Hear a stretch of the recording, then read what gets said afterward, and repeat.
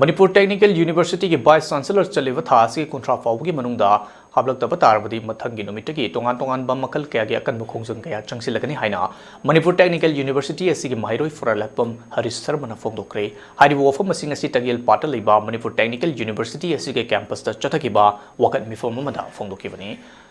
mahana makhatana fongdorakpada chahi ani gi mamangdagi university asida regular BC electava asina university asidagi mahiroi kaya tongan-tonganba university singda admission tawba ngamdana leiri masida natana university asida tamleba mahiroi singi oiba chawka thorangi thabak kaya tawba ngamdana leiriba si mari leinaba singna atoba matamda yengsin bibata natana housing university asida scholarship asi lisingani kulhumdoi kunmari hariba chahi ani hena Chanarak-taba asina maramoiraga handak nauna amuk scholarship lisingani kunmanga kutaruk thagadoriba sida kaglakpa yabagi mawngda leiriba si atoba matamda yengsinbiyo amadi VC leitabana mahiroi kayagi provisional certificate sing pithoktaba sina horogliba mahiroi kaya Manipur gi mapan lamda makha taba mahi tamnaba khotnabada awaba kaya mayoknare amadi atoba matamda regular VC thambiyu thabirau haivan chingba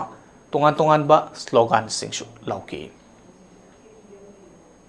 BC like the Chay any fire, 2023 without Topira, Commissioner and Sapi, which are Gan Prakasa, as Gan Prakasa. Aduga, Kogi, stop here and stop here. A pointer over Tambaneva, Bishima, Adushu Tamas later. Aduna, chocolate around the police university, chocolate around the Sotadon Lady, Sotadon Lady, Adutanatana, Papalamda. Emission of whatever MTU of whatever my emission of the Napandra lady, province had Peter Vina. Adutanatana scholarship is not of Vidravanina, scholarship is a Kakwe film the lady. Talk to say 24 of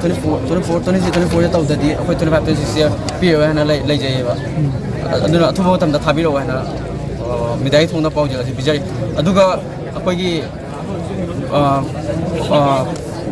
Tabia Tavatara, but the khongjang she hena kanba khongjang musangsa kane hena midai thong da hajari adu tang kutha mang thabyak naba amukana ni singjari